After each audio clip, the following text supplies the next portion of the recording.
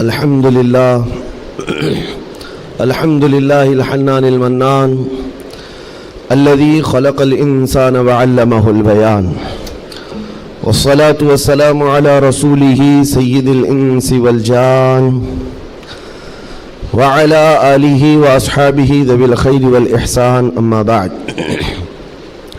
فأعوذ بالله من الشيطان الرجيم بسم الله الرحمن الرحيم ومن يبتغي غير الإسلام دينا فلن يقبل منه وهو في الآخرة من الخاسرين صدق الله مولانا العظيم۔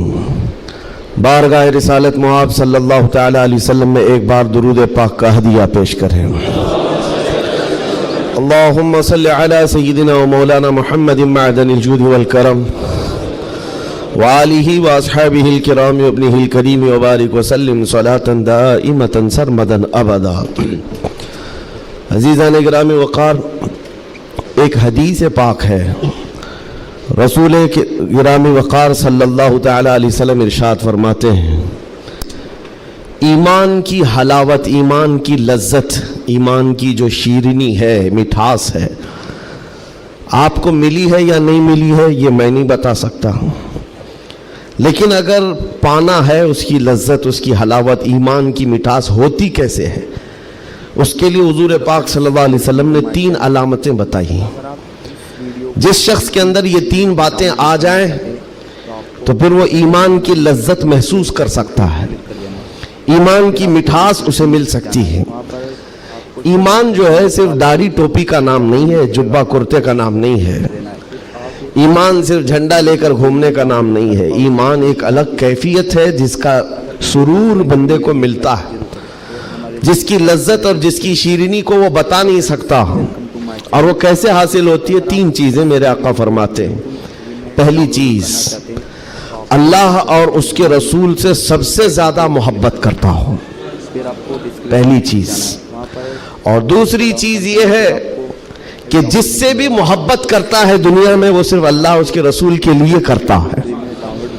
تیسری چیز ہے، کفر میں واپس لوٹنے کو اتنا سخت سمجھتا ہو جیسے آگ میں ہاتھ ڈالنے کو سخت سمجھتا ہو۔ آگ میں ہاتھ ڈالنا کسی کے لیے آسان ہوگا، لیکن کفر و شرک کی طرف جانے کو سخت ناپسند کرتا ہو۔ یہ 3 چیزیں اگر تمہارے اندر آ گئی تو ایمان کی لذت مل جائے گی، ایمان کی مٹھاس مل جائے گی۔ زندگی میں سب سے زیادہ پرائیورٹی کس چیز کو ہو؟ اللہ اور اس کے رسول کو۔ دوسری چیز، دنیا میں جس سے بھی تعلق بنے گا وہ صرف اللہ اور اس کے رسول کے لیے بنے گا۔ تیسری چیز، کفر کی طرف کبھی لوٹنا پسند ہرگز نہ کرے، بلکہ کفر کا نام سنتے ہی اس کے اندر ایسی ہیبت آ جائے کہ میں آگ میں ہاتھ ڈالنا تو پسند کروں گا لیکن کفر کی طرف ہرگز نہیں جا سکتا۔ یہ 3 چیزیں تمہارے اندر ہیں یا نہیں، آپ آبزرو کر لیں، خود آپ اس کا احتساب کر لیں کبھی بیٹھ کر کے کہ میں زندگی میں سب سے زیادہ کس سے محبت کرتا ہوں۔ اگر اللہ اس کے رسول سے سب سے زیادہ محبت کرتے ہو تو اس کا مطلب ہے کہ پہلی چیز تمہارے اندر آ گئی۔ اور اپنے تعلقات کو دیکھ لو، جس سے بھی آپ کے تعلقات ہیں وہ اللہ اس کے رسول کی رضا کے لیے ہے تو دوسری چیز بھی تمہارے اندر ہے۔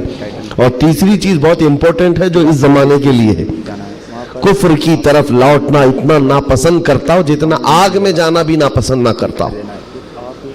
یعنی آگ میں جانا جتنا اس کے لیے ناپسند ہے، اس سے زیادہ کفر میں جانے کو ناپسند کرتا ہو۔ یہ چیز اگر آپ کے اندر ہے تو میرے عزیزو ایمان کی لذت مل جائے گی، ایمان کی مٹھاس مل جائے گی۔ اس دور کے حالات کے اعتبار سے میں اگر اب بات کروں، قرآن کی آیت تو 1400 سال سے یہ اعلان کر رہی ہے، وَمَنْ يَبْتَغِي غَيْرَ الْإِسْلَامِ دِينًا فَلَنْ يُقْبَلَ مِنْهُ۔ اسلام کے علاوہ کسی بھی دین کی طرف تم منہ بھی لگائے، توجہ بھی کیے تو قیامت کے دن پھر وہ سب سے بڑے گھاٹے میں ہوں گے، ہرگز قبول نہیں کیا جائے گا۔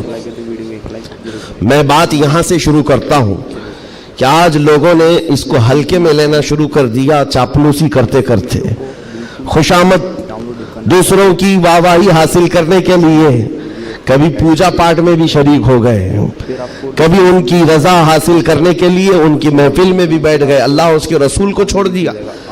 تمہارے دین میں کمی کس بات کی ہے؟ کتوں کو راضی کرنے کے لیے شیر کبھی کتا نہیں بنتا، ایک بات یاد رکھو، رسول پاک صلی اللہ تعالیٰ علیہ وسلم کا جو سپاہی ہے وہ ہر گھڑی ہر میدان میں سپاہی ہے. اسے کس چیز کی کمی ہے؟ کس چیز کی کمی ہے؟ جو عزت ملی ہے وہ نام مصطفیٰ سے ملی ہے. ایک صحابی ہیں حضرت نعمان، ایک بادشاہ کے ہاں گئے تھے ایمبیسیڈر بن کر کے، ترجمان حضور کے قاصد بن کر گئے تھے. بہت دور ملک تھا، میرے آقا مدینے میں ہیں، لیکن جانتے ہو اس بادشاہ نے آپ کے آنے کے لیے ریشم کا قالین بچھایا، سونے کی کرسی لگائی. لیکن وہ صحابی رسول جیسی آئے، اپنی تلوار سے انہوں نے ریشم کے قالین کو پھاڑ دیا، زمین پر چلنے لگے. اور کرسی جب سونے کی کلائی کی ہوئی کرسی بچھائی گئی ان کے لیے، بادشاہ نے بہت عزت دیا کہ محمد عربی کا قاصد آیا ہے، سفیر آیا ہے، لیکن انہوں نے کرسی کو بھی ٹھکرا دیا، کہا مجھے دوسری کرسی لاؤ. کیوں؟ صرف اس لیے. اس بادشاہ نے پوچھا کہ اتنا زیادہ غرور ہے عرب والوں میں، اتنا زیادہ ایٹیٹیوڈ ہے محمد عربی کے غلاموں میں، ان کے سفیروں میں؟ صحابی رسول نے کہا نہیں، نہ یہ غرور ہے نہ یہ تکبر ہے. میرے آقا صلی اللہ تعالیٰ علیہ وسلم نے فرمایا ریشم کا استعمال مرد کے لیے حرام ہے، سونے کا استعمال مرد کے لیے حرام ہے. تو میں مدینے میں رہوں تب بھی غلام ہوں، دنیا میں کہیں پر رہوں تب بھی میں غلام ہوں. انہوں نے پاس و لحاظ رکھا ہے نسبت رسول کا. تو پھر وقت کے بادشاہوں کو بھی انہوں نے جھکنے پر مجبور کیا ہے. کس چیز کی کمی ہے مسلمانوں تمہارے پاس؟ کون سی دولت کی کمی ہے؟ سب سے بڑی دولت تو تمہارے پاس یہ ہے. آج تک ایک بہت بڑی بات میں بتاؤں آپ کو، یہ آپ کی مسجد کے امام ہیں، محبت چاہے جتنی بھی کرتے ہو آپ ان سے، عقیدت جتنی بھی کرتے ہو، ایک دن ان سے کہہ دینا مولانا عبد الکریم اپنے باپ کا نام لے کر لوگوں کو رکوع میں جھکا کے دکھائے. لوگوں کو اللہ اکبر کہنے کی بجائے اپنے باپ کا نام یا بادشاہ کا نام لے کر سجدے میں جھکا کر کے دکھائے. کوئی جھک سکتا ہے؟ ارے بادشاہ وقت بھی یہاں آ کر کھڑا ہو جائے اور کہے میرے نام سے جھک جاؤ، مجال ہے کوئی ایک بھی پیشانی جھکے گی؟ نہیں جھکے گی. ہاں اگر ایک کمزور کسان کا بچہ بھی حافظ قرآن ہو اور آ کر مصلی پر صرف اللہ کا نام لے، سب کی پیشانیاں جھکتی. یہ خاصہ ہے اس قوم کا کہ اس قوم کو اگر جھکایا جا سکتا ہے تو صرف اللہ کے نام پر، باقی کسی کے نام پر یہ پیشانی نہیں جھکتی ہے. اور آپ کو پتا ہے آج کے دور کا یہ بھارت تو چھوٹا ہے، اکھنڈ بھارت جس پر اکبر بادشاہ راج کرتا تھا، جس میں افغانستان تک کی سیمائیں آتی تھی، اس دور میں ڈکٹیٹر رول ہے، کوئی الیکشن والا بادشاہ نہیں ہے. 40 سال تک بیٹھا ہوا بادشاہ جب نیا دین لے کر کے آیا، اور اس کا نام بھی اکبر تھا، نمازیں بھی اس نے اس طرح بنائی کہ بادشاہ کے نام پر رکوع ہوگا، سجدہ ہوگا. میرے عزیزو، ایسا تمکنت اور ایسے جلال والا بادشاہ، لاکھوں کی فوج ہے اس کے پاس، بڑے بڑے راجے مہاراجے آنکھ نہیں ملا سکتے تھے، لیکن جب اس نے یہ کہا کہ عبادت میں بادشاہ کے نام پر جھکنا ہوگا، صرف 25 سال کی عمر کا مجدد الفسانی کھڑا ہو گیا، کہا نہیں یہ پیشانی جھکے گی تو صرف اللہ کے نام پر. حد ہو گئی میرے عزیزو. بادشاہ وقت جس کے پاس سارا جبر طاقت ہے نہیں جھکا سکا. اور جھکانے کے لیے اس نے ایک بار کیا کیا، دربار میں اتنا چھوٹا سا دروازہ بنایا کہ آنے والا جھک کر کے ہی آئے، جو بھی دربار میں آئے وہ جھک کر، سیدھا آ نہیں سکتا تھا، اتنی چوکھٹ چھوٹی بنا دی. مجدد صاحب رحمت اللہ تعالیٰ علیہ کو بلایا گیا تھا دربار میں کہ یوں تو یہ جھکتا نہیں، لیکن دربار میں آنا ہے تو کیسے آئے گا. جب وہ قریب پہنچے دیکھا کہ اتنی چھوٹی چوکھٹ بنی ہوئی ہے اور یہاں جانے کے لیے رکوع کی حالت میں جانا پڑتا ہے. وہ اللہ رب العزت کا ایسا بندہ، رسول پاک کا سپاہی، اپنے دین کا محافظ، دیکھتا ہے جانا ہے ٹھیک ہے جائیں گے، لیکن جس وقت داخل ہونا تھا وہ نہ جھکے، نہ ہی رکوع کیا، نہ ہی پیشانی جھکائی، پہلے پیر اندر ڈال دیا، پیر اندر ڈال دیا. جیسے سامنے لوگوں نے دیکھا کہ لوگ پیشانی پہلے اندر ڈال کر کے آتے تھے، اور یہ عالم دین ہے کہ پیر اندر ڈال کر کے آ رہا ہے. یہاں جیسی آئے تو لوگوں نے یہ اعلان کیا کہ بادشاہ کی بڑی توہین ہوئی، بادشاہ کی بڑی توہین ہوئی، پاؤں دکھا کر کے آ رہا ہے یہ مولوی. कदम दिखा कर क्या आ रहा है। आपने कहा बादशाह की तौहीन मैंने नहीं की, बादशाह ने खुद अपनी तौहीन करवाई है। उसे खुद पैर पसंद थे इसलिए दरवाजा छोटा किया। अजीजान गिरामी वक़ार, तुम्हारे पास किस चीज की कमी है? अल्लाह ताला ने ये खुसूसियत अता की है, ये पेशानी कभी किसी गैर के सामने नहीं झुकती है, नहीं झुकती है। करोड़ों के सामने थोड़ी ताकत और कुव्वत की पूजा करने वाली ये कौम नहीं है। आज इनके पास ताकत आई तो इनकी पूजा करेंगे, उनके पास आई तो उनकी पूजा करेंगे। कौम में मुस्लिम सिर्फ और सिर्फ अल्लाह वहदहु ला शरीक की इबादत करती है। हम रसूल पाक से बेपनाह मोहब्बत करते हैं लेकिन इबादत नहीं करते रसूल की भी। हुजूर पाक सल्लल्लाहु अलैहि वसल्लम के दरबार में भी इबादत नहीं करते, ताजीम है, इबादत सिर्फ अल्लाह की करते हैं। ये खासा कम है, इसी बात से तो पूरी दुनिया को कुड़न है और जलन है कि ये दुनिया में एक वाहिद कौम ऐसी है। मुझे बताओ, उन सब को झुकने के लिए मूर्तियां देखना पड़ता है। हाँ, इबादत करने के लिए अपने अपने खुदाओं की सूरत और मूरत बनाई हुई है। पूरी दुनिया में करोड़ों मस्जिदें होंगी, किसी भी मस्जिद में खुदा की कोई तस्वीर है? कहीं कोई तस्वीर बनाई गई है अल्लाह की कि इसे देखना होगा फिर झुकना होगा? ईसाई हो कि यहूदी हो कि हिंदू हो कि कोई भी कौम हो, सबों ने कुछ न कुछ मूरत बनाई है। सिर्फ ये तन्हा कौम है जो बिना देखे अल्लाह की बारगाह में सजदा करती।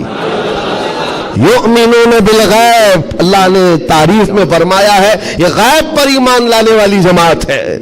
और जिसका ईमान ही इतना मजबूत है, खुदा को देखा कभी नहीं और झुकते हैं। आज तक इमाम साहब के पैजामे को लेकर सवालात होते रहे, इमाम साहब के आने जाने को लेकर सवालात होते रहे। कोई एक बंदा भी मुझे बताओ आकर इमाम साहब से कहता है हर दिन आप झुकाते हैं, कभी अल्लाह को दिखाते क्यों नहीं? कोई नहीं पूछता। हर एक को पता है हमारा ईमान ही है गैब पर ईमान लाने वाली कौम। अज़ीज़ान गिरामी वक़ार, अब मैं आगे बात करता हूं। जब इतनी खुसूसियात तुम्हारे पास है तो फिर अगर चेहरा किसी और की तरफ जाए तो मैं समझता हूं दुनिया का बदतरीन आदमी है, बदनसीब आदमी है, जिसको अल्लाह ने सबसे बड़ी नेमत दी थी और वो ठुकरा करके दूसरों की झोली में चला गया। इसीलिए कुरान कहता है वमन यब्तगी गैरल इस्लामी दीनन फलन युक़बल मिन, जो इस्लाम के अलावा किसी दूसरे दीन की तरफ फिर गया क़यामत के दिन हरगिज उसे कबूल नहीं किया जाएगा। वहुवा फिल आखिरति मिनल खासिरीन, वो आखिरत में बहुत बड़े घाटे में होगा। मैं एक मिसाल देता हूं आपको। एक जो घटना घटी है, एक हादसा, मक्का मुकर्रमा का एक हादसा जो लिखा हुआ है किताबों में।